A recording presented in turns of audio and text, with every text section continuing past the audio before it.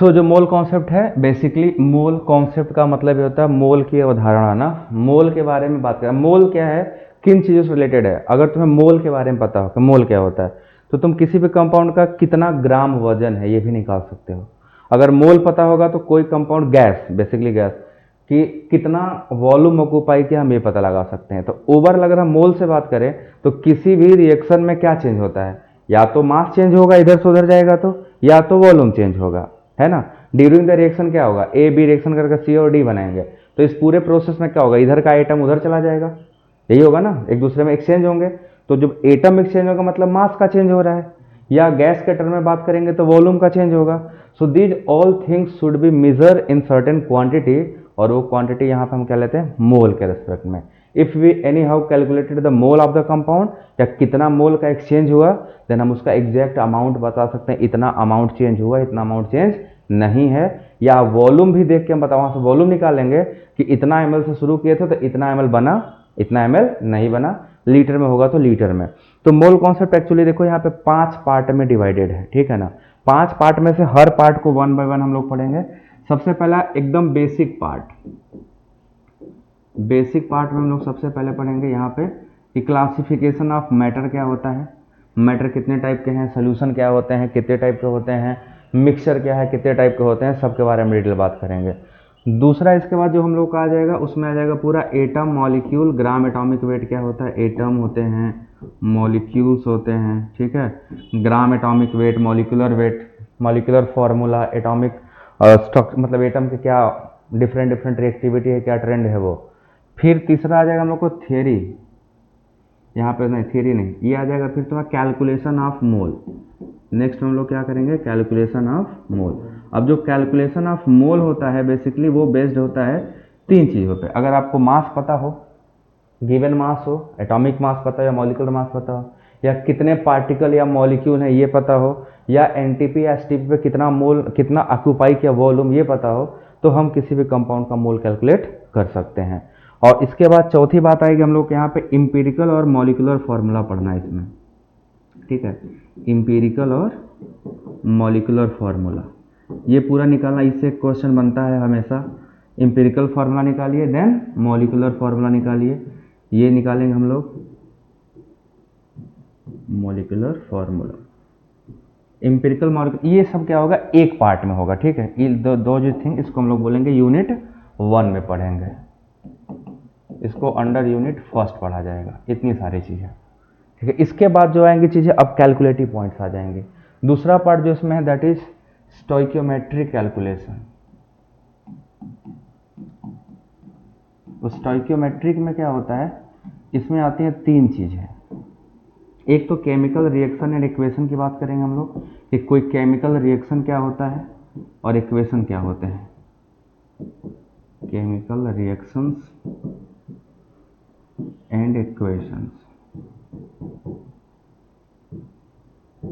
ठीक है, कोई रिएक्शन क्या होता है, फिर इक्वेशन क्या होता है। रिएक्शन को हम बैलेंसिंग पढ़ेंगे, इससे रेडॉक्स जब चैप्टर पढ़ने जाओगे तो रेडॉक्स में आएगा बैलेंसिंग ऑफ केमिकल इक्वेशन, क्योंकि बिना बैलेंसिंग हम कोई रिएक्शन कर नहीं सकते। Balancing of chemical equations, chemical equation को कैसे बैलेंस करना है इसकी बात कर लेंगे। एंड तीसरा फिर हमारा आ जाएगा इसमें पूरा स्टोइकियोमेट्रिक में जो कैलकुलेशन है, मोल से कैलकुलेशन कैसे होता है, मोल वॉल्यूम से, वॉल्यूम से, मास वॉल्यूम से, पूरा कैलकुलेशन हम लोग करेंगे। तो कैलकुलेशन यहाँ से आ जाएगा, डिटेल में पूरा कैलकुलेशन होने वाला है। और इसमें जम के कैलकुलेशन होंगे। यहाँ पे रिएक्शन ऐसे ही होगा जैसे 10 ग्राम कोई रिएक्शन है कि 10 ग्राम के सीएलओ को हीट करेंगे तो कितना ग्राम O2 बनेगा, कितना ml O2 बनेगा। अब आपको पता चला सॉलिड से गैस निकल रहा है, वॉल्यूम निकालना है। कहीं पे रिएक्शन होता है ना, रिएक्शन हुआ तो सॉलिड बना। किसी किसी में क्या होता है कि 2 रिएक्टेंट जो आपस में सॉलिड थे रिएक्शन के, तो एक सॉलिड और एक गैस प्रोडक्ट बना दिए, है ना। कभी कभी क्या होता है गैस रिएक्शन करके सॉलिड बना सकता है, या सॉलिड रिएक्शन करके केवल गैस बना दे। जैसे आपने इक्विलिब्रियम अगर कहीं पढ़ा हुआ तो होमोजीनियस इक्विलिब्रियम होता है और हेटेरोजीनियस इक्विलिब्रियम होता है ना। सॉलिड करके सॉलिड बनाए तो होमोजीनियस है ना, गैस सॉलिड रिएक्शन करके गैस बना दिया तो हेटेरोजीनियस हो जाएगा। मतलब अगर फेजेज बदल गए तो हेटेरोजीनियस इक्विलिब्रियम हो गया। जैसे एक रिएक्शन यहाँ पे बता दो KClO3, ठीक है, जो KClO3 है, जब इसको आप हीट करोगे, इसी में पढ़ेंगे हम लोग, तो ये हीट होने के बाद ये खुद सॉलिड होता है, ठीक। और जब ये टूटता है तो क्या बनाता है, KCl बनाता है प्लस O2 गैस बनाता है। अब देखो ये क्या है, गैस है, और ये क्या है, सॉलिड है। तो एक सॉलिड जरूरी नहीं है। अब देखो यहाँ से हम ये पूछ सकते हैं ना कि ये इतना ग्राम, मान लो इसका x ग्राम दिया है और ये टूटा तो कितना ml या कितना लीटर बनेगा, हम वॉल्यूम में निकालेंगे। This is called mass volume relation.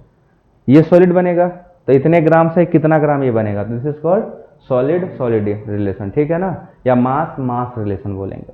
मोल के रेस्पेक्ट में भी निकाल सकते हैं। इस इक्वेशन को अगर बैलेंस फॉर्म में लिखो तो ये 2 मोल होता है, ये भी 2 मोल होता है, और ये क्या होता है, 3 मोल होता है।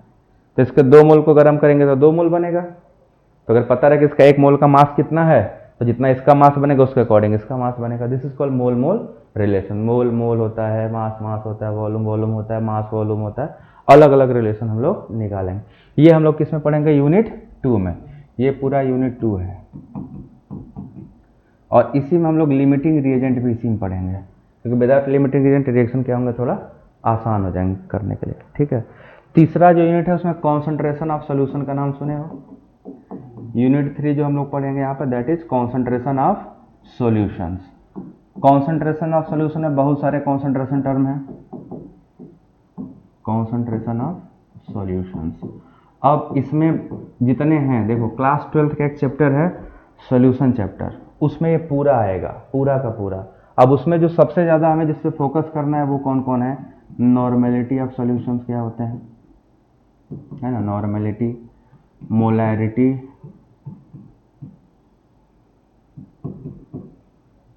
तीसरा मोल फ्रैक्शन। इससे बहुत ज़्यादा कैलकुलेशन है और आपको इसी से क्वेश्चन ज़्यादातर आएंगे, मोल फ्रैक्शन।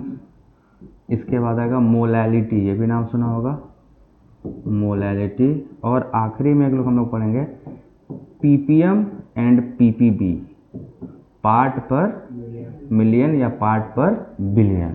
ये सब, इसके अलावा जो फॉर्मेलिटी है, परसेंटेज वेट बाय वेट है, परसेंटेज वेट बाय वेट होता है, मास फ्रैक्शन बोलते हैं इसको।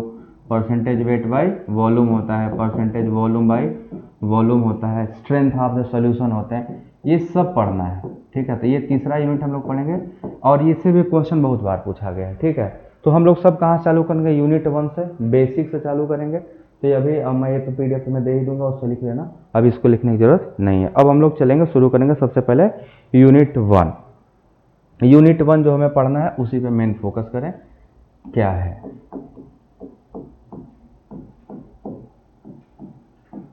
देखो हम यहाँ से चालू करेंगे तो सबसे पहली बात जो हमारे जहन में या दिमाग में आएगी वो ये होगा कि हम जो पढ़ने जा रहे हैं कहाँ से शुरू हुआ, सबसे पहले कहाँ से शुरू हुआ, ठीक है। तो देखो धरती पे जो पूरा ब्रह्मांड बना हुआ है ये किसी चीज़ से बना होगा। तो एक साइंटिस्ट ओस्टवाल्ड, सबसे पहले जब शुरुआत हुई, थियरियाँ आनी चालू हुए, तो सबसे पहले किसी ने जो नाम लिया था इसका, उनका क्या नाम था, ओस्टवाल्ड एक साइंटिस्ट थे, ठीक है। उन्होंने बोला था, ओस्टवाल्ड ने क्या बोला था कि ब्रह्मांड में जितनी भी चीज़ें बनी हुई हैं, धरती पे जितनी भी चीज़ें आपको दिखाई देती हैं, वो बहुत ही छोटे छोटे पार्टिकल से मिलकर बनी हुई है, जो पार्टिकल इनडिविजिबल हैं, जिसको हम फिर से डिवाइड नहीं कर सकते हैं। तो everything is made up of small small particle, है ना, everything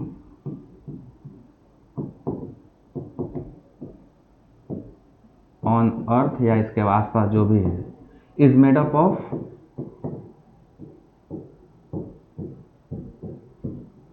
very small tiny particle,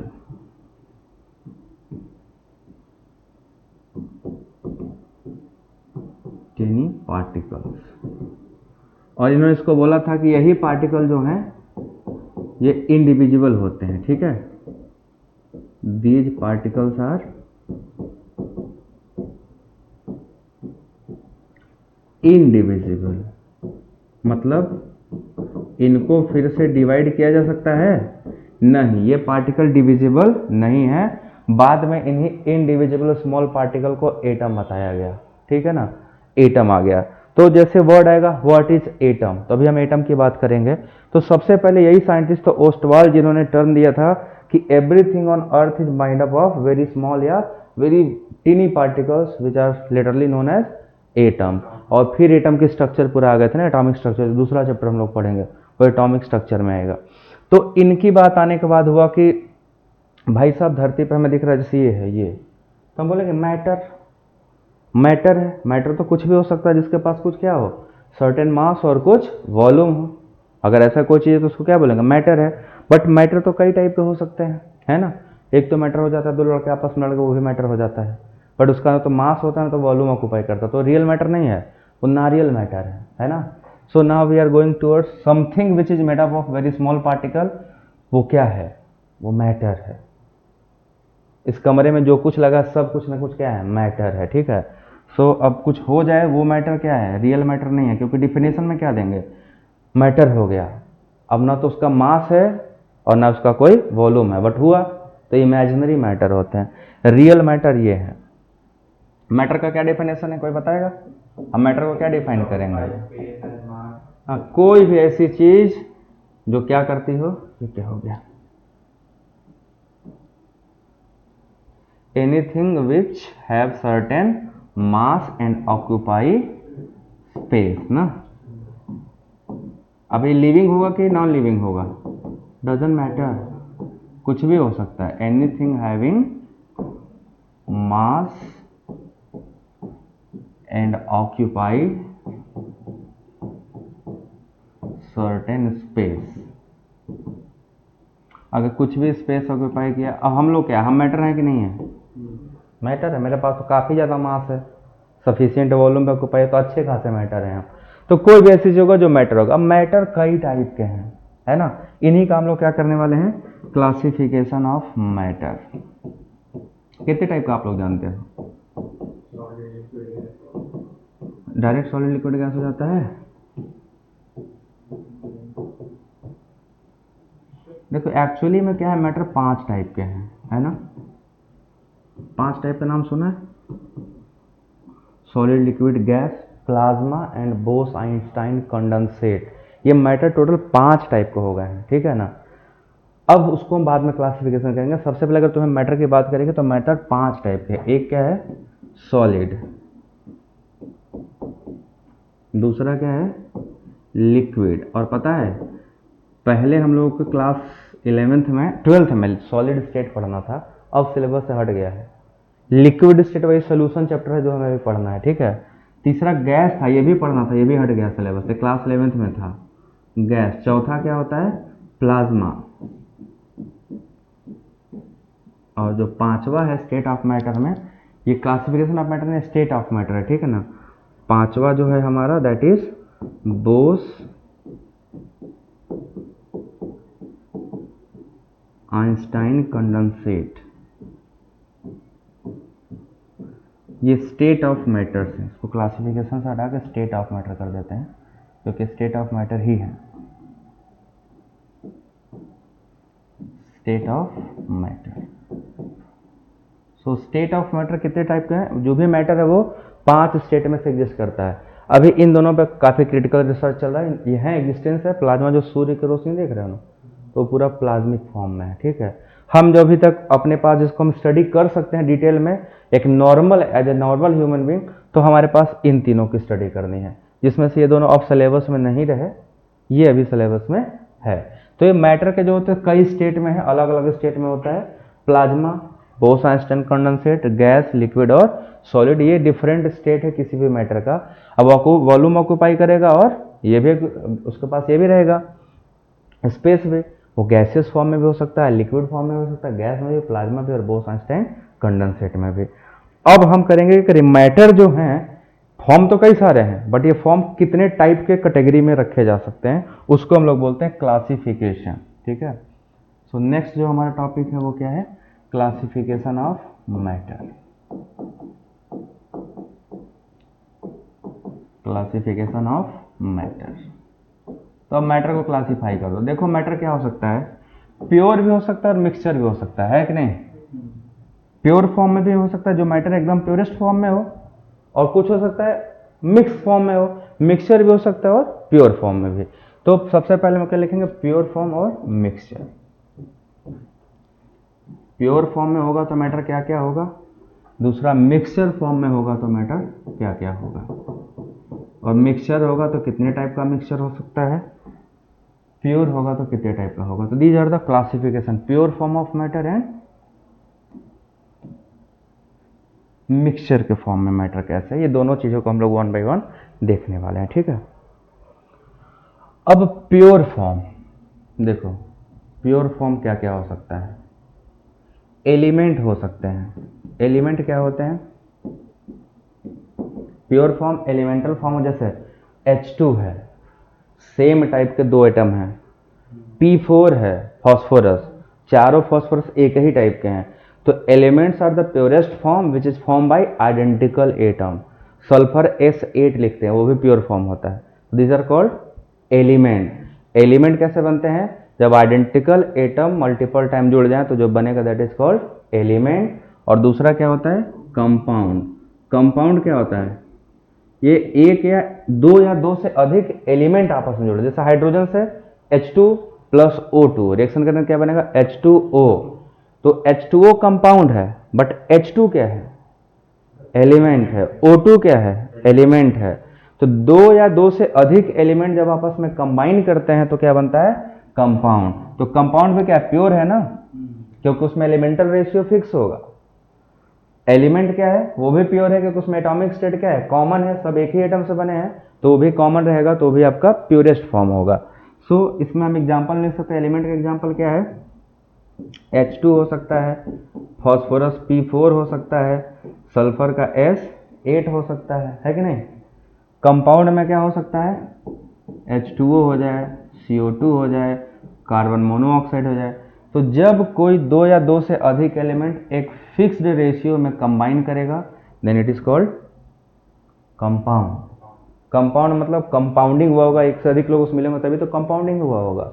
और एलिमेंट प्योरेस्ट फॉर्म होता है। कंपाउंड भी प्योरेस्ट फॉर्म होता है, बट कंपाउंड एलिमेंटों से मिलकर बनता है और एलिमेंट आइडेंटिकल एटम से मिलकर बनते हैं, ठीक है। मिक्सचर कितने टाइप के होते हैं? दो टाइप के, है ना, होमोजेनियस मिक्सचर एंड हेट्रोजेनियस। अब इस सबको डिटेल लिखते हैं। होमोजेनियस मिक्सचर होगा तो क्या कैटेगरी होगा, और दूसरा है हेट्रोजेनियस।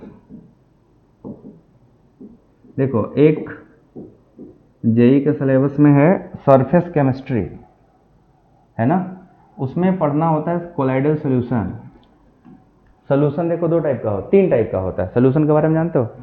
एक होता है प्योर सोल्यूशन, प्योर नहीं बोलते उसको, ट्रू सोल्यूशन, ठीक है ना। और दूसरा होता है कोलाइडल सोल्यूशन, और तीसरा होता है प्रेसिपिटेशन, ठीक है ना। तो एक ट्रू सोल्यूशन होमोजेनियस सोल्यूशन होता है, ठीक है। तीसरा सस्पेंशन बोलते हैं, सोल्यूशन सस्पेंशन कहा जाता है।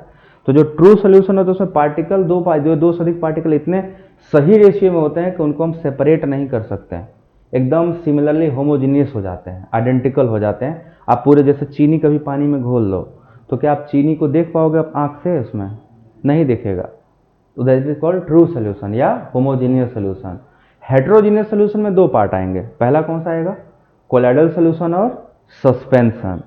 तो अगर हम होमोजीनियस सोल्यूशन की बात करते हैं तो इसमें कौन आएंगे? ट्रू सोल्यूशंस आएंगे। ट्रू सोल्यूशन क्या होते हैं? ऐसे सोल्यूशन जिनका कंपोजिशन इस तरह से मिक्स हो जाता है कि हम दो या दो से अधिक कंपाउंड जो मिक्स हुए हैं उनको आइडेंटिफाई नहीं कर सकते। और इसमें जब जाओगे तो this is called heterogeneous solution, but इसमें दो टाइप का है। कौन कौन सा है? एक कौन सा बताया आपको? कोलाइडल सोल्यूशन, है ना, कोलाइडल सोल्यूशन। अब कोलाइडल सोल्यूशन क्या है? आप इनको हेट्रोजीनियस होते हैं, फिजिकली तो सेपरेट नहीं कर सकते हैं, बट नाम सुना होगा टिंडल इफेक्ट। इनमें से जब लाइट पास करोगे तो लाइट सीधा नहीं पास होगा, टेढ़े मेढ़े जाएंगे। दूसरा था ब्राउनियन मूवमेंट, इनको थोड़ा सा हीट करोगे तो पार्टिकल टेढ़ा मेढ़ा मूवमेंट करने वो दिखाई देता है, ठीक है, टिंडल कोन बनने लगते हैं। This is called colloidal solution. और तीसरा क्या है इसमें? सस्पेंशन। पूरा का पूरा एकदम गाढ़ा हो जाएगा सोल्यूशन, आपको कुछ इसमें से पास नहीं होगा, दैट इज कॉल्ड सस्पेंशन। तो हमारे पास जो सोल्यूशन है होमोजेनियस अलग, हेट्रोजेनियस अलग है, कोलाइडल सोल्यूशन अलग है, होमोजेनियस सोल्यूशन, ट्रू सोल्यूशन एक ही चीज कहे जाएंगे, ठीक है ना। तो these are the type of matter, जो दो टाइप के हैं। ये एक मिक्सचर हो गया होमोजेनियस हेट्रोजेनियस, प्योर सोल्यूशन में, प्योर कंपाउंड में हो गया, प्योर फॉर्म में element and compound. So these are the some very important classification जिसको हमें जानना जरूरी है। देखो ये सब क्लास 11th में डिटेल में पढ़ना होता है। अब अगर आपसे इसमें पूछा है define what is mixture, mixture क्या होता है, तो मिक्सचर ऐसे कंपाउंड जो एक या एक से अधिक है ना एलिमेंट या कंपाउंड आपस में मिल के बनते हो, दैट इज कॉल्ड मिक्सचर। अब ये मिक्सचर क्या हो गया, होमोजीनियस हुआ। तो होमोजीनियस का क्या डेफिनेशन है, एक ऐसा सॉल्यूशन जिसमें पार्टिकल्स यूनिफॉर्मली डिस्ट्रीब्यूटेड हो, they can not be separated by physical method, we can not see the particle by with naked eyes. हम अपनी खुली आंखों से उस पार्टिकल को देख नहीं सकेंगे, उनको हम छान के चाहे सेपरेट कर ले तो पॉसिबल नहीं है। हर जगह होगा तो क्या होगा, हर जगह यूनिफॉर्म होगा। अब एक बार मैं पढ़ा रहा था, एक छोटे बच्चों को बोला चलो बताओ चीनी और पानी का सोल्यूशन कैसा, होमोजीनियस कि हेट्रोजीनियस। तो मुझे बोलता सर हेट्रोजीनियस है। बोले अभी तो पढ़ा है होमोजीनियस होता है। पर नहीं सर, हम जब घर में गए थे चीनी घोले थे और पानी पी ले तो ऊपर कम मीठा था, नीचवा ज़्यादा मीठा था। अब उसका कॉन्सेप्ट क्या था पता है, उसने चीनी डाल दिया, ऊपर से पी लिया, चीनी नीचे बैठा हुआ था तो नीचे ज़्यादा मीठा हो गया। और उसको प्रॉपर सेक नहीं किया तो छोटा बच्चा तो उसने भी दिमाग लगाया, अकॉर्डिंग टू उसके क्या है सही था। अगर आपने दो पार्ट मिलाया उसको मिक्स ही नहीं किया तो सोल्यूशन बना कहाँ, है ना। तो फिर उसका जवाब था भाई जवाब देना पड़ेगा नहीं, अब उसको कौन समझाया कि पूरा मिक्स करना था। तो ऐसे क्वेश्चन वो उस समय हेट्रोजीनियस कंडीशन में था वो, ठीक। फिर एक बार बोला सर सोल्यूशन हम लोग पी गए, तो पीने के बाद तो चीनी अलग हो जाना चाहिए, पानी अलग हो जाना चाहिए, तो अपने बॉडी में तो होता ही है ना, पूरा सा फिल्टर हो जाता है। तो बोलता है सर फिल्टर कहाँ लगा होता है।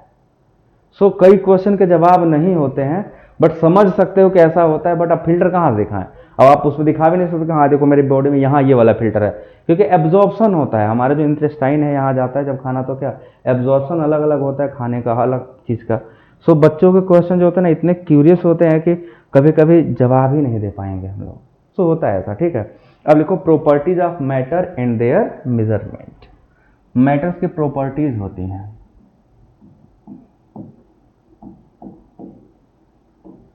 Properties of matter. अब आपने सुना होगा फिजिकल प्रॉपर्टी, केमिकल प्रॉपर्टी, है ना। What are the physical properties, कोई बता सकता है।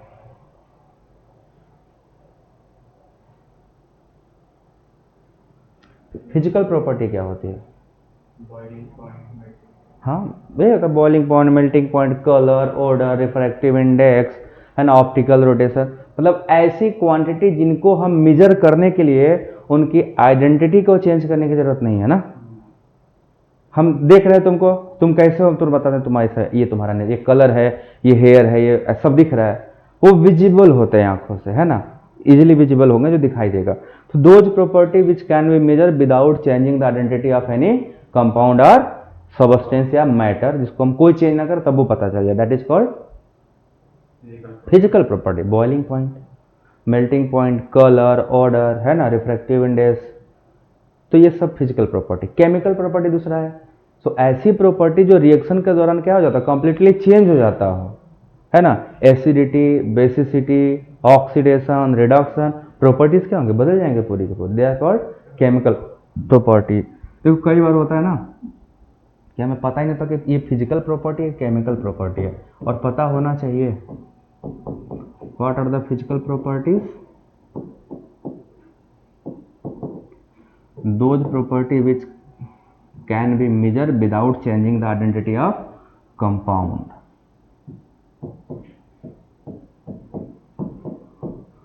Those properties which can be measured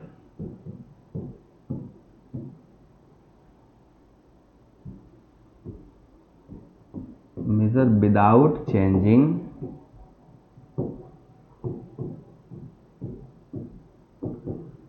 properties of compound, properties of compound या मैटर की बात करें तो मैटर का बिना प्रॉपर्टी चेंज किए हुए हम उसको मेजर कर लें, वो सारी प्रॉपर्टीज में, जिसमें क्या आ जाएगा, कलर, है ना, ऑर्डर, महक जो होती है ना, boiling point, melting point, solubility, refractive index, optical rotation,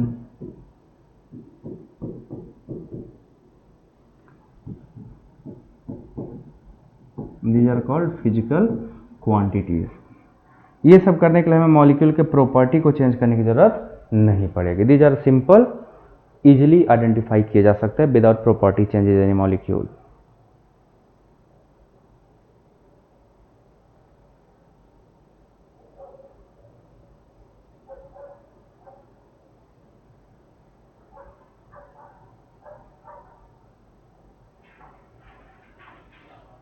हो गया। दूसरा केमिकल प्रॉपर्टी।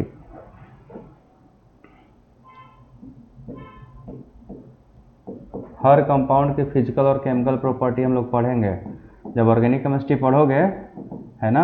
जैसे अल्कोहल फिनॉल ईथर चैप्टर पढ़ रहे होगे तो हमें केमिकल प्रॉपर्टी भी पढ़नी है उनकी और फिजिकल प्रॉपर्टी भी पढ़नी है ना। फिजिकल प्रॉपर्टी में क्या पढ़ते हैं, कलर कैसा है, फिजिकल स्टेट क्या, गैस है, सॉलिड है, लिक्विड है, बॉइलिंग पॉइंट का ट्रेंड, मेल्टिंग पॉइंट का ट्रेंड, डाइपोल मूवमेंट, ये सब पढ़ते ही है ना। वो होता है फिजिकल प्रॉपर्टी। फिर रिएक्टिविटी, ऑक्सीडेशन, रिडक्शन, डिकार्बोक्सिलेशन जो है, या एसिडिटी या बेसिसिटी, ये सब क्या उसका chemical property. So chemical property क्या डिफाइन करेंगे, those properties are potential of the molecule या matters to undergo chemical changes are called chemical properties. तो लिखो the properties of matter which describe, मैं बोल देता हूं, लिख लो the properties of matter which describe the potential of, the property of matter which describe the potential of substance or matter to undergo chemical change, to undergo chemical change मतलब कि वह property या पोटेंशियल ऑफ द कंपाउंड या matter जो chemical change लाने के लिए होता हो, है ना। एग्जाम्पल में लिखो oxidation, reduction, acidity, basicity, oxidation, reduction, acidity, basicity, these properties are called chemical properties।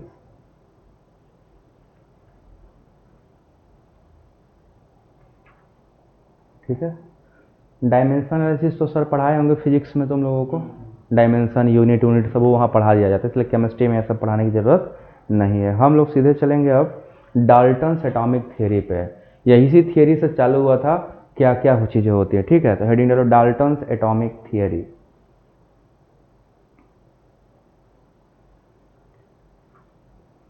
Dalton's atomic theory, कोई बता सकता है डाल्टन्स एटॉमिक थ्योरी का? यही मेन थ्योरी, सबसे पहली थ्योरी आई थी। इस थ्योरी की सबसे खास बात जानते हो क्या है, इसमें जितनी अच्छी बात है उतनी खराब, जितनी इन्होंने सही बातें बताई थी सब फिर बाद में डिमेरिट हो गया था।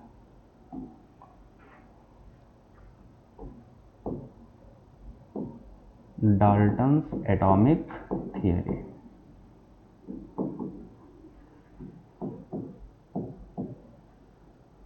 पढ़ा इस थियरी को? This theory was proposed by John Dalton, ठीक है। जॉन डाल्टन साहब ने थियरी प्रपोज किया था कब पता है, 460 बीसी पूर्व, ठीक है, बहुत पहले मतलब। तो इस थियरी में जो जो मेन बातें कही थी मैं लिखूंगा, पहले सुन लो क्या था। सबसे पहले उन्होंने क्या बोला कि any matter is made up of very small indivisible particle called as atoms, पहला पॉइंट इनडिविजिबल बोला। दूसरा एटम्स आर लिव इन मतलब atoms are smallest particle of any matter which can not be divided further. तीसरा बात बोला atoms are the particle which taking part in chemical reaction, कि atom ही होते हैं जो केमिकल पार्ट में इन्वॉल्व होते हैं। Atom of a single element is made up of identical type of atoms, ठीक है ना।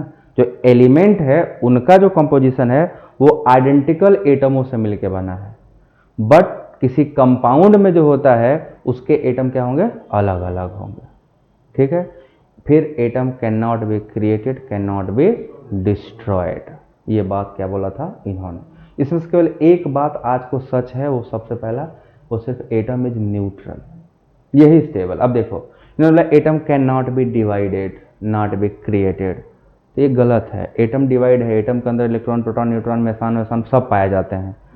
एटम स्मॉलेस्ट पार्टिकल तो नहीं रहा, और केमिकल रिएक्शन में एटम नहीं पार्टिसिपेट करते, इलेक्ट्रॉन्स पार्टिसिपेट करते हैं। Atom can be created by radio activity, है ना, रेडियो एक्टिविटी बौछार कर दो हीलियम पार्टिकल का, नया एटम तैयार हो जाएगा। एक एटम को डिसइंटीग्रेशन का नाम सुने हो, रेडियो एक्टिविटी में डिसइंटीग्रेट होगा तो एक एटम पूरी तरीके से टूट खत्म कर नया एटम बना लेगा। तो एटम कैन बी क्रिएटेड और डिस्ट्रॉयड बाय रेडियो एक्टिविटी। तो सारी बातें गलत होगी, सिर्फ क्या सही है, एटम इज न्यूट्रल, और ये आज भी सही है। तो लिखा जाए डाल्टन्स एटॉमिक थियरी। देखो, this theory was proposed by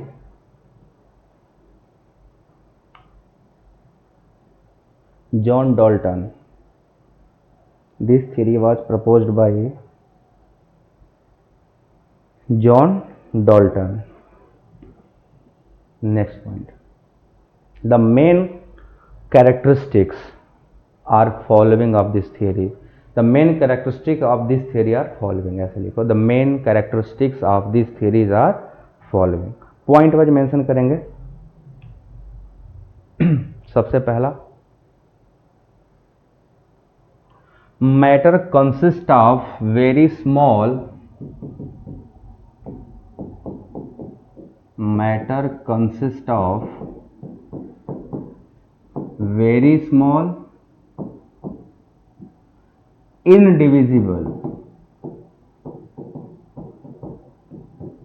indivisible particles known as atom,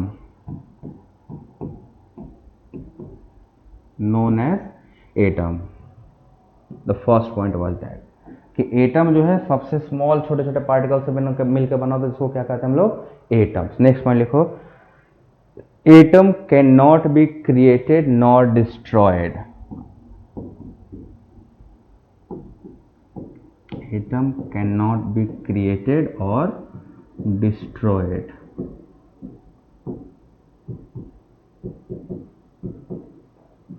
atom ना तो क्रिएट किया जा सकता, ना तो डिस्ट्रॉय किया जा। तीसरा पॉइंट क्या है, देखो, atoms are neutral.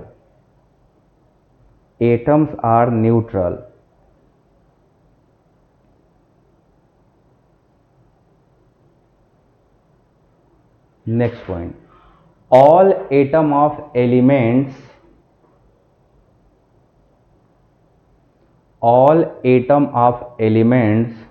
have same property.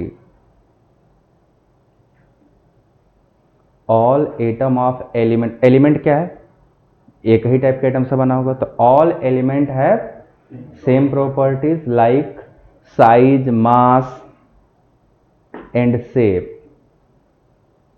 अब ये वाला पॉइंट कैसे गड़बड़ होगा पता है, जब आइसोटोप आ जाएंगे।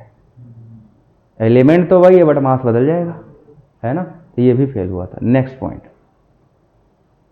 देखो, एटम ऑफ डिफरेंट एलिमेंट। अब मान लो एक P4 एलिमेंट ले लिए, एक H2 ले लिए, तो H2 भी एलिमेंट है, P4 भी एलिमेंट है, तो atom of different element have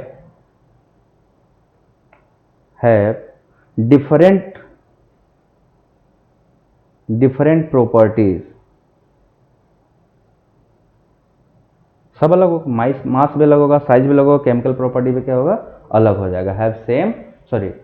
different property. तो ये बात दोनों डिफरेंस समझो, एक ही एलिमेंट का सभी एटम सेम होंगे, सबकी प्रॉपर्टी सेम होगी, बट दो डिफरेंट एलिमेंटों के क्या होंगे, अलग अलग होंगे। ठीक है ना। नेक्स्ट पॉइंट लिखो, when atom of different element combine, जब दो एलिमेंटों के एटम आपस में कंबाइन करते हैं, कंबाइन टुगेदर, तो क्या बनाएंगे, कंपाउंड बनाएंगे।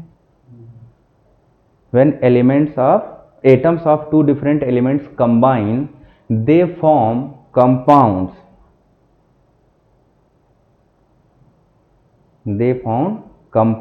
In which they have fixed ratio. जो कंपाउंड बनेगा उनमें एटमों का रेशियो क्या होगा, फिक्स होगा। In which they have fixed ratio. जैसे H2O2 कंबाइन करेंगे तो लिए तो 1:1 है, बट बनेगा H2O 2:1, है कि नहीं है। हमने CO2 बनाया तो 1:2।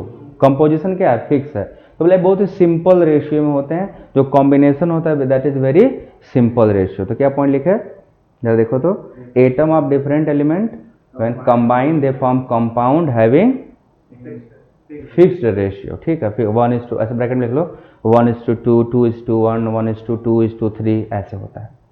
जैसे K2Cr2O7, यहाँ रेशियो क्या है, 2:2:7 है, यही होगा। तो रेशियो एक सिंपल रेशियो होता है, कोई कॉम्प्लिकेटेड नहीं है। बट बाद में आपने सुना होगा एलओए, जब एलओए बनते हैं तो कैसे होते हैं, 1:1:0.07, रेशियो एकदम अलग हो जाता है। 1:2:0.001, इतना कंपोजिशन है, 0.1%, 0.2% इतना ही एलॉय में बनते हैं। सो जब एलॉय फॉर्मेशन होता है, सिंपल रेशियो नहीं है, कई जगह कॉम्प्लिकेटेड रेशियो है। सॉलिड स्टेट जब क्वेश्चन बनाते लगता था ऐसे आता था, Fe 0.9 और O पूरा, तो 1:1 भी नहीं हुआ, 0.9 और 1 हो गया। तो कंपोजिशन में भी कॉम्प्लिकेटेड ऑल्सो, ये कंपल्सरी नहीं है कि जो डाल्टन साहब ने बोला था सही है। तो सारी बातों को मैं तोड़ बताते जा रहा हूँ। Atom can not be created, can not be destroy लिख लिया, तो हमने बता दिया रेडियो एक्टिविटी क्या है, atom can be created, can be destroyed by the radio activity. Clear है ना। अगला पॉइंट लिखो, atom is the smallest particle which taking part in chemical reaction, ये भी इन्हीं का पॉइंट है। Atom is the smallest particle which taking part in chemical reaction, क्या ये सच है? इलेक्ट्रॉन पार्टिसिपेट करता है, जब भी रिएक्शन होता है हम इलेक्ट्रॉन बढ़ाते हैं ना, एक इलेक्ट्रॉन उसमें ऑक्सीडाइज होगा, रिड्यूस होगा, इलेक्ट्रॉन का ही होता है।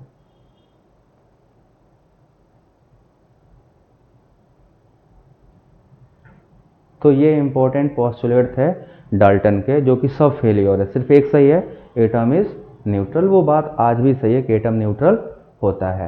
तो डाल्टन एटॉमिक थ्योरी समझ में आ गई। ये थ्योरी किसी कंपटीशन पॉइंट में एक बार आया था जेई में, कुछ टर्म कहीं से पूछा था, ठीक है ना, कंबाइन करके। कभी कभी क्या होता है कि जब उसको क्वेश्चन पूछना होगा तो पूछेगा और उसको थोड़ा दूसरे तरीके से पूछेगा। ऐसे पूछ दिया, विच theory explain atom of 2 different element combine in a fix ratio.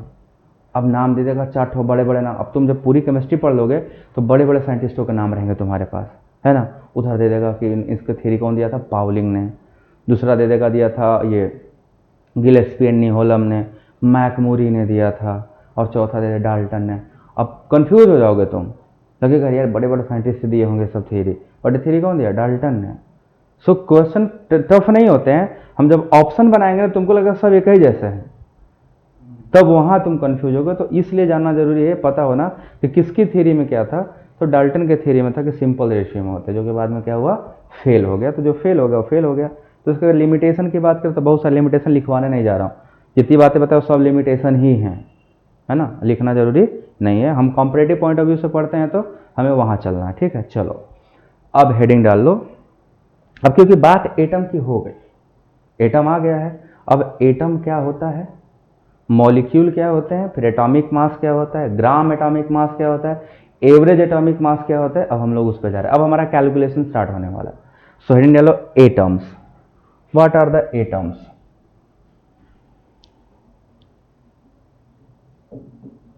सो अभी तक, उस समय तक जब डाल्टन का समय चल रहा था, एटम ही सब कुछ था, है ना। एटम का स्ट्रक्चर पता लगाने में कितने साइंटिस्ट लगे पता है? सबसे पहले कौन बताया एटम का स्ट्रक्चर? थॉमसन ने। एटम तरबूजा होता है, वाटरमेलन होता है, फिर रदरफोर्ड बताए न्यूक्लियस होता है, बोर बताए इलेक्ट्रॉन चारों तरफ गोला गोला चक्कर लगाता है ना, वो भी फेल हुआ। बाद में अभी जो चल रहा है सबसे लास्ट में श्रोडिंगर। श्रोडिंगर का हेल्प किया था 2 साइंटिस्टों ने, नाम बता सकते हो? बोर मॉडल को फेल करने के पीछे किसका हाथ था? बोर को फेल कौन? श्रोडिंगर ने नहीं फेल करवाया था बोर मॉडल ना, आइंस्टीन ने भी नहीं किया था। 2 साइंटिस्ट हैं। श्रोडिंगर इक्वेशन के आने से पहले बोर चल रहा था, बोर बहुत चला, बट 2 लोग आके बोर को बर्बाद कर दिए। एक का नाम था हाइजेनबर्ग, अनसर्टेनिटी प्रिंसिपल, और दूसरा था डी ब्रोगली। एक ने कह दिया, इन्होंने देखो बोर के मॉडल में क्या था एटम के स्ट्रक्चर में, कि इलेक्ट्रॉन न्यूक्लियस के चारों तरफ एक सर्कुलर पाथ में फिक्स्ड चक्कर लगाते हैं, एनर्जी खत्म होती कुछ नहीं, फिक्स्ड होता है, उनका एनर्जी फिक्स होता है, चक्कर लगाते रहते हैं। दूसरा बात बोला, जब आप बाहर से एनर्जी दोगे तो इलेक्ट्रॉन जंप करके ऊपर जाएगा, नहीं दोगे तो वापस कूद के नीचे आ जाएगा। मतलब बिना एनर्जी के, जैसे तुम हम इस कमरे में बैठे हैं, जब तक हमें कुछ एनर्जी या फोर्स या मोटिवेशन नहीं मिलेगा हम कमरे के बाहर नहीं जाएंगे, इसी में अपना काम करते रहेंगे, है ना। अब हमें एनर्जी मिला, हम कूद के बाहर चले गए, बट हो सकता है बाहर के अनस्टेबल हो जाए, फिर वापस यहाँ आएंगे। तो एनर्जी लेके बाहर गए थे, दैट इज कॉल्ड एब्जॉर्प्शन। और एनर्जी निकाल के बाहर अब एटीट्यूड में गए, जा रहे हैं आज गर्दा मचा देंगे, चले तो गए, फिर बाहर जाकर 2 थप्पड़ खा गए, मुंह लटका के आ गए, एनर्जी रिलीज हो गया ना, दैट इज कॉल्ड एमिशन। इतनी बातें इन्होंने बताई थी बोर ने। तो उनका जो फिक्स वाला कॉन्सेप्ट था, हाइजेनबर्ग का बोले कोई चीज फिक्स नहीं है, आप जब डिस्टेंस फिक्स करोगे तो वेलोसिटी अनसर्टेन है, और वेलोसिटी फिक्स करोगे तो डिस्टेंस अनसर्टेन है ना। एक्स पोजीशन था और एम मोमेंटम था, मोमेंटम एम बराबर एम वी, मतलब वेलोसिटी आ जाएगी। तो पहली बार उन्होंने बोला, झटका लगा बोर को, बताओ भाई बोर क्या हुआ। अब एटम की बात कर रहे हैं, हम लोग एटम जा रहे हैं पढ़ने, बोर के पास जवाब नहीं है। ये सब चल ही रहा था कि आ गए डी ब्रोगली, बोले छोटे छोटे पार्टिकल में दोनों नेचर होता है, पार्टिकल भी और वेव भी। और वेव सीधा नहीं चलते, वेव तो ऐसे ऐसे चलते हैं। तो आपने बोला सर्कुलर पाथ में चक्कर लगा रहा है, पाथ सर्कुलर हो गया तो हिचकोले लेते जाएगा। अब बोर का माथा खराब, अब तो बात गड़बड़ हो गई। अब प्रूफ भी कर दिया आइंस्टीन वाला, ई बराबर एम सी स्क्वायर लगा के एच सी अपन लैम्डा लगा के प्रूफ कर दिया कि जो लैम्डा बराबर होता है वो क्या होता है, 1/p के बराबर, एम वी के बराबर। अब ले बवाले मच गया एकदम। फिर श्रोडिंगर आए, देख रहा था, श्रोडिंगर ने क्या किया, हाइजेनबर्ग की बात को भी रखा, बोर के बात को भी रखा, और इनका डी ब्रोगली मार दिया, बोला ऐसा है, प्रोबेबिलिटी है। जो हाइजेनबर्ग का इसका फॉर्मूला है श्रोडिंगर का, सब प्रोबेबिलिटी पे आ गया, इलेक्ट्रॉन पाए जाने की संभावना है। उन्होंने बोला ऑर्बिटल में इलेक्ट्रॉन होते हैं, ऑर्बिटल क्या है, संभावना, मिलेगा तो ऑर्बिटल है, नहीं मिलेगा तो नोड है। तो आज के डेट में जो पढ़ते हैं प्रोबेबिलिटी, साई स्क्वायर का नाम सुनोगे, साई स्क्वायर पढ़ोगे, एलामिस्ट में पढ़ाऊंगा। साई स्क्वायर का प्रोबेबिलिटी ऑफ फाइंडिंग इलेक्ट्रॉन, गए ढूंढने नहीं मिला तो हम तो कहे ही थे मिल भी सकता है नहीं भी मिल सकता, प्रोबेबिलिटी हो गई ना। मिल गया तो वो ऑर्बिटल था, नहीं मिला तो नोड है। तो अब तुम कंफर्म नहीं बोलो कि वहां ऑर्बिटल है ही, सब कुछ क्या है, प्रोबेबिलिटी है। और जब प्रोबेबिलिटी आ गई तो कोई गलत ही नहीं होगा।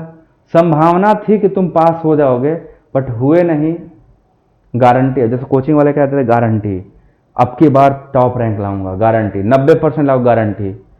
बट जो होशियार होता है, प्रोबेबिलिटी, आपके बच्चे का 90% आ सकता है, और नहीं आया, हम तो कहे थे आ सकता है, बट लग रहा है कहीं गड़बड़ कर दिया।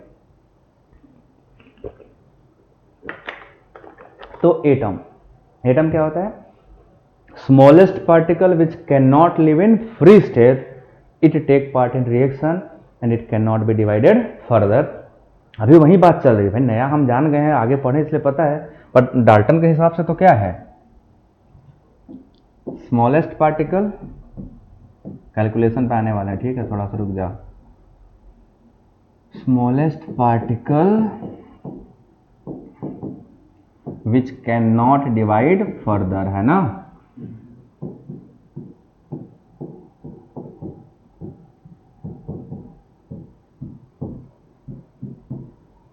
एक ऐसा छोटा पार्टिकल जो फिर से डिवाइड नहीं हो सकता। दूसरा पॉइंट क्या है, दे can not live in free state,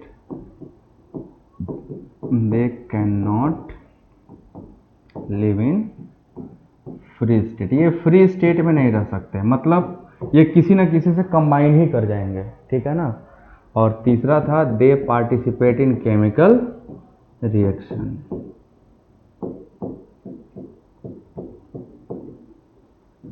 they participate in chemical reaction, ये केमिकल रिएक्शन में पार्टिसिपेट करते हैं, इसको हम लोग क्या बोलते हैं, एटम बोलते हैं, ठीक।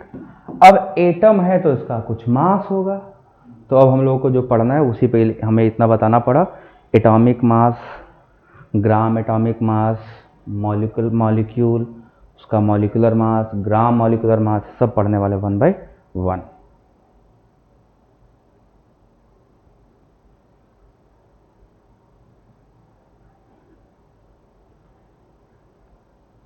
ठीक है, अब चलो पढ़ने चलते, यहीं से हमारा मोल कॉन्सेप्ट एक्चुअली चालू होता है, कैलकुलेशन पॉइंट। तो हेडिंग डालेंगे atomic mass.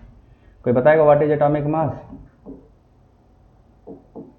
1/12 of carbon secret atom of ये अलग अलग रेफरेंस में, हाइड्रोजन के रेस्पेक्ट में अलग है, ऑक्सीजन के रेस्पेक्ट में अलग है, कार्बन के रेस्पेक्ट में अलग है।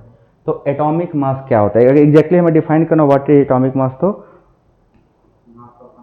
हाँ, mass of one atom which is exactly equal to the 1/12 mass of carbon 12th atom. तो लिखो atomic mass is defined as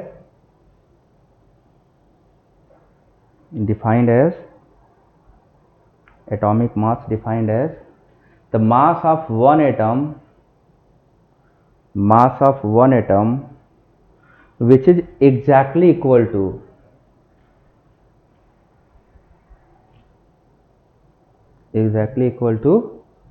1/12 mass of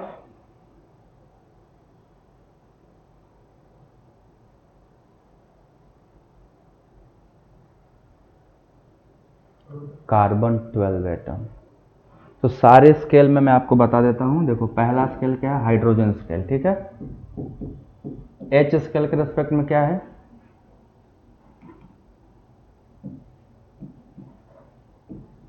hydrogen क्योंकि 1 ही ग्राम होता है तो यहां पे है atomic mass equal to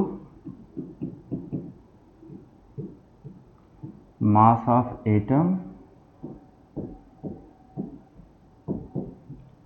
1 atom upon mass of 1 hydrogen atom, है ना।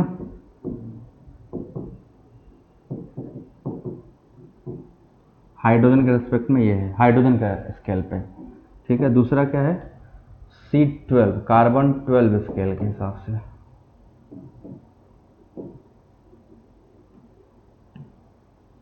सबसे ज़्यादा फेमस यही वाला है, कार्बन 12 वाला, ठीक है। तो इसके according atomic mass equal to क्या हो जाएगा, mass of 1 atom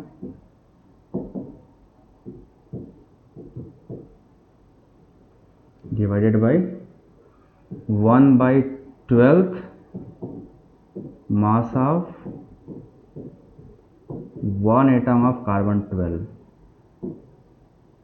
1 atom of C12 isotope, carbon 12 isotope होना चाहिए, ठीक है। या इसको ये भी लिख सकते हैं कि मास ऑफ 1 एटम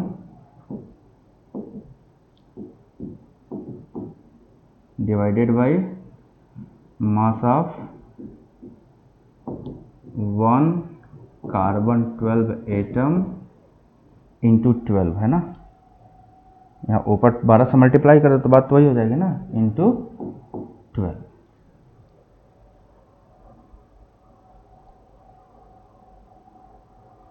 ये दूसरा स्केल है, ये first scale A and this is B. और ऑक्सीजन के रेस्पेक्ट में क्या होगा, 1/16 विथ रेस्पेक्ट टू ऑक्सीजन 1/16। इसको ऊपर करो और जो ऑक्सीजन स्केल में सी, तीनों में से कोई स्केल पूछेगा हमें पता होना चाहिए। Oxygen scale with respect to अगर ऑक्सीजन हम मेजर करेंगे तो एटॉमिक मास इक्वल टू क्या आएगा, मास ऑफ 1 एटम जिसका भी मेजर करना है upon 1/16 mass of 1 oxygen 16th atom. मतलब 16th का मतलब है ऑक्सीजन का 2 आइसोटोप है, 16 17 3, 16 17 और 18, तो 16 मतलब जिसका एटॉमिक नंबर 8 हो और एटॉमिक मास 16 हो, उसका 16 का ये मतलब है। या इक्वल टू क्या होगा, एटॉमिक मास या मास ऑफ, एटॉमिक मास नहीं लिखेंगे, मास of 1 atom divided by into 16 यहाँ रहेगा, into mass of 1 atom of oxygen 16 into 16। तीसरा ये है। तो थर्ड स्केल, तीनों स्केल में से सबसे जो पॉपुलर बेस्ट है वो कौन सा है, और कार्बन स्केल है, उसी के रेस्पेक्ट में हम लोग सारा करेंगे। तीनों सही है, गलत कोई नहीं, ठीक है ना। सो बेस्ट वन इज अब यहाँ पे जो यूनिट होता है एटॉमिक मास का दैट इज AMU, है ना, एटॉमिक मास यूनिट। उसको बाद में यू से रिप्लेस कर दे, यूनिफाइड मास कहते हैं, ठीक है, MU को। तो सबसे पहले लिखें AMU क्या है, तो हेडिंग लो AMU, atomic mass unit,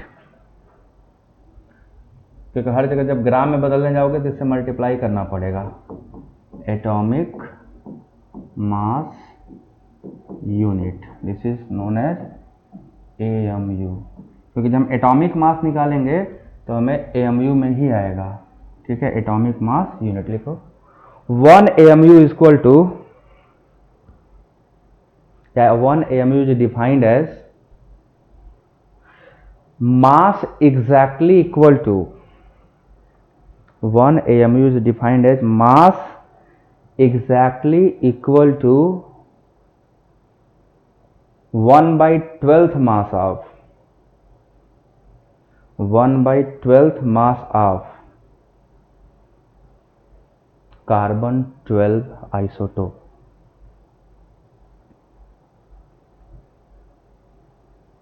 one AMU की वैल्यू कितनी होती है पता है, याद रखना इसको, 1 AMU is equal to 1.66 into 10⁻⁻24 gram, या किलोग्राम में कर दोगे तो क्या हो जाएगा ये 1.66 इंटू 10⁻⁻27 किलोग्राम, बट हम लोग ग्राम में ही यूजुअली निकालेंगे, ग्राम में, ठीक है।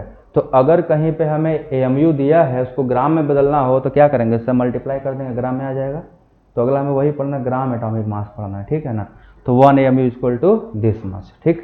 अब जैसे अभी बोला कि जो डेफिनेशन कार्बन 12 का, तो अगर निकाला जब 1 AMU इज इक्वल टू, तो मास ऑफ 1 कार्बन एटम अपान 1/12 हो जाएगा, कार्बन का हो जाएगा नहीं हो जाएगा। सो उसको हम निकालेंगे अपान 12 इंटू एक एटम का मास। तो AMU का वैल्यू सीधे याद रखो, उसका कैलकुलेशन करने की हमें जरूरत नहीं है, ये डेटा याद रहना चाहिए, हर बार ये काम आने वाला है। तो एक हाइड्रोजन एटम का मास कितना हो जाएगा, अगर हम कैलकुलेशन से देखें तो हम सिंपली 1 मान के चलते हैं, 1 AMU, बट एक्चुअली बहुत माइन्यूट में जाओगे तो जो हाइड्रोजन का मास होता है 1 पॉइंट, इसका बहुत छोटा आता है 1.008 AMU, ठीक है। जैसे 16 ऑक्सीजन का पूरा 16 नहीं होता, 15.995 AMU। तो वो माइन्यूट हम लोग मान लेते हैं, पूरा का पूरा होल नंबर मान लेते हैं, क्योंकि राउंडिंग ऑफ रूल हम लोग पढ़े हैं। तो राउंडिंग ऑफ रूल के अकॉर्डिंग अगर कोई 15.5 से ज़्यादा है तो उसको 16 मान लेंगे, ठीक है, ताकि अपना कैलकुलेशन में हर बार छोटा ना लगाएं। तो दिस इज AMU, 0 हो गया ये AMU। तो जो भी मास आएगा वो एटम का, जब सिंगल मास निकालोगे तो क्या होगा, वो AMU। एटॉमिक मास हमेशा AMU में होते हैं, याद रखना, एटॉमिक मास AMU में, ग्राम एटॉमिक मास ग्राम में होंगे, ठीक है। तो हम लोग वही पढ़ने जा रहे हैं, लिखो ग्राम एटॉमिक मास, नहीं ग्राम, हाँ ग्राम एटॉमिक मास तब एवरेज एटॉमिक करेंगे, ग्राम एटॉमिक मास,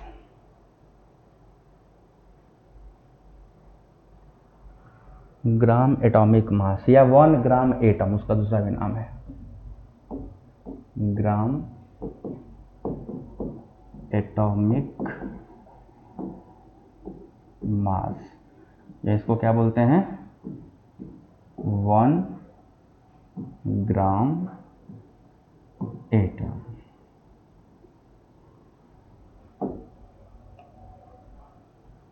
चलिए लिखा जाए इसको, ग्राम एटॉमिक मास या 1 ग्राम एटम। लिखो definition, the atomic mass of an element, the atomic mass of an element when expressed in gram, atomic mass of an element when expressed in gram, when expressed in gram, it is known as gram atomic mass। atomic mass of an element when expressed in gram known as gram atomic mass या 1 gram atom, ठीक है। अभी किस में major किया जाएगा, ग्राम में, अभी किस में मेजर करते थे, AMU में, ठीक है ना। सो अगर हम मान ले, सपोज करो कि एटॉमिक मास ऑफ सोडियम कितना होता है, एटॉमिक मास ऑफ सोडियम ये होता है 23 AMU, है ना। अब हमको उसको ग्राम में बदलना होगा तो क्या करना होगा,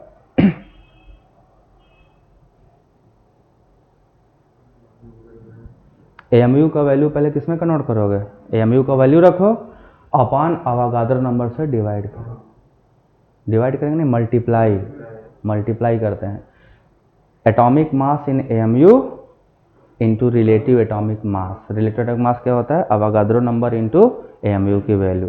तो अगर इसको मैं निकालना 1 ग्राम एटम कितना होगा या ग्राम एटॉमिक मास, तो क्या करेंगे हम लोग, ग्राम एटॉमिक मास। तो आपको इसमें क्या करना है, 23 इंटू AMU का वैल्यू कितना है 1.66 इंटू 10 के पावर -24 इंटू 1 मोल से मल्टीप्लाई कर दो 10 के पावर 23। इसको सॉल्व करके देखो, आएगा 23 ग्राम। तो एटॉमिक मास को ग्राम एटॉमिक मास में कन्वर्ट करने क्या करना पड़ेगा, AMU इंटू एटॉमिक, उससे अवागाद्रो नंबर से मल्टीप्लाई कर दो, आंसर आ जाएगा।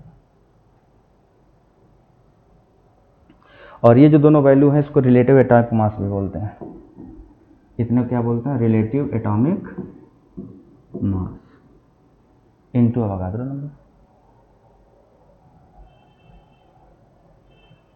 क्लियर है?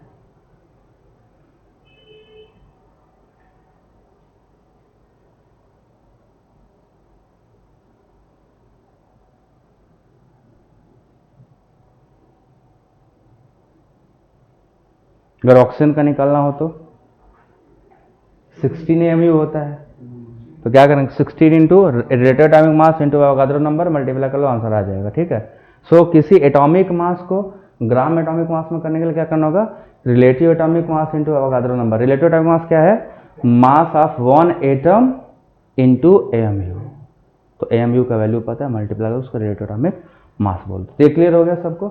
अब एक और एटॉमिक मास में एवरेज एटॉमिक मास। ठीक है, हेडिंग डाल लो, एटॉमिक मास खत्म करके तब रुकते हैं। ठीक है, एवरेज एटॉमिक मास, एवरेज एटॉमिक मास। अब सवाल आएगा दिमाग में कि एवरेज एटॉमिक मास कहाँ से आ गया। अब हम सबको पता है धरती पे हमारे जो एलिमेंट है वो आइसोटोपिक फॉर्म में एग्जिस्ट करते हैं। हर आइसोटोप का वैल्यू अलग अलग है ना। कोई आइसोटोप 90%, कोई 98, कोई 1%, उसी का 0.01%। तो एग्जिस्टेंस क्या है, बहुत ही स्मॉल है। तो अगर हमें उनका एवरेज निकालना हो तो क्या करेंगे, ठीक है ना। तो एवरेज एटॉमिक मास निकालने का देखो फॉर्मूला क्या है, परसेंटेज निकालना, percentage average atomic mass, this is equal to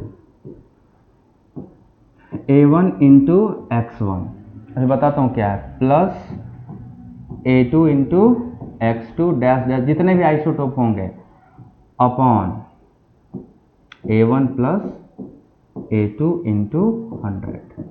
अब सवाल आएगा सर ये A1 क्या है, तो A1 ये है percentage abundance of isotope.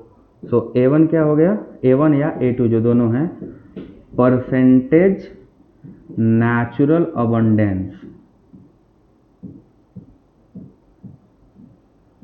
Abundance of isotope A and B, sorry isotope A1 का और B1 का, A2 का, B1 का है। ठीक है, मान लो हमने बोरान ही लिया, कार्बन ले लिया, कार्बन के 3 आइसोटोप है, कार्बन 12, कार्बन 13, कार्बन 14। तो 3 होंगे, तीनों को लिखेंगे, x1 प्लस x2 x3 हो जाएगा। ठीक है ना, 4 होंगे तो 4, 2 होंगे तो केवल 2 लिखेंगे। और यहाँ पे x1 और x2 क्या है, ये है atomic mass of that isotope, है ना, क्योंकि जो आइसोटोप है उसको कुछ मास भी होगा। तो एटॉमिक मास ऑफ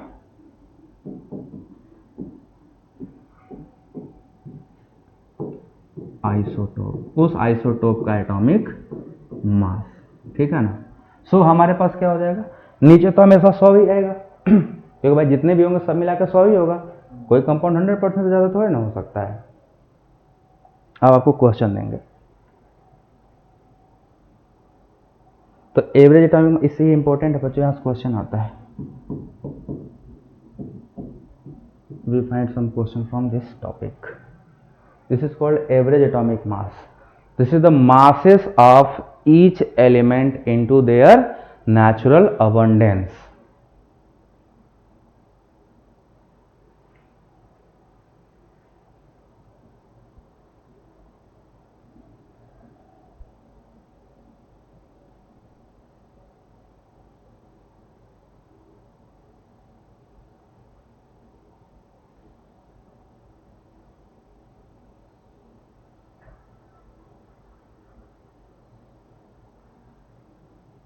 ये फॉर्मूले पे क्वेश्चन कई सारे मिलेंगे जो डीपीवी में, ठीक है ना, और करना इससे क्वेश्चन आया भी है। आगे बढ़ो, एक क्वेश्चन देते हैं, करते हैं, ठीक है ना। मैं यहाँ पे लिख रहा हूँ, क्वेश्चन है कार्बन अपने कई फॉर्म में एग्जिस्ट करता है, ठीक। कार्बन 12, कार्बन 13 और कार्बन 14, ठीक। इनका परसेंटेज जो आइसोटोप का अबंडेंस है, आइसोटोप वो मैं लिख दे रहा हूँ, और इनका एटॉमिक मास क्या है ये भी लिख दे रहा हूँ। आपको क्या फाइंड आउट करना है, एवरेज एटॉमिक मास आपको फाइंड आउट करना है कि परसेंटेज एवरेज एटॉमिक मास क्या होगा। अभी मैं डेटा दे रहा हूँ, ठीक। सो कार्बन 12 का जो एग्जिस्टेंस है 98.892, और इसका जो मास है that is equal to 12, atomic mass equal to 12। और जो कार्बन 13 है इसका है 1.108, इसका जो मास है दैट इज 13.0035, ठीक है, 3.335 है, 335। और जो तीसरा वाला इसका है 2 × 10⁻10 इंटू इसका जो मास है दैट इज 14.00317, ये दिया इसका एटॉमिक मास। आपको क्या निकलना है, एवरेज एटॉमिक मास। आप कैलकुलेटर यूज करिए, या ऐसे ही, ऐसे तो नहीं होगा, करके देखिए कितना आता है एवरेज एटॉमिक मास। मतलब आपको समझ में आ गया ना क्या करना है। पहले क्या करेंगे हम लोग, अब ये परसेंटेज में दिया हुआ है तो 98/100 करें, इसको सीधे 0.98 लिख लें, तो हम सीधे ये मल्टीप्लाई कर सकते हैं क्या, पहले वाले में 12 × 0.98892, परसेंटेज 100 से डिवाइड करने से डायरेक्ट वहीं कर लेते हैं, प्लस दूसरा क्या होगा 13.00335 इंटू 1.108। और अब एक तीसरा और बचा हुआ है, तीसरे वाला क्या लिखेंगे, प्लस 14.00317 इंटू 10 की पावर इंटू 2 इंटू 10 की पावर -10 डिवाइडेड बाई 100 से डिवाइड करने की जरूरत नहीं है, 100 से तो हम डिवाइड कर चुके हैं, है ना।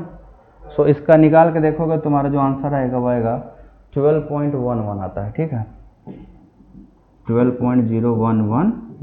इसको आराम से घर पे, ये यू लिखा है, ठीक है ना। डिवाइड भी करेंगे बाकी A1 A2।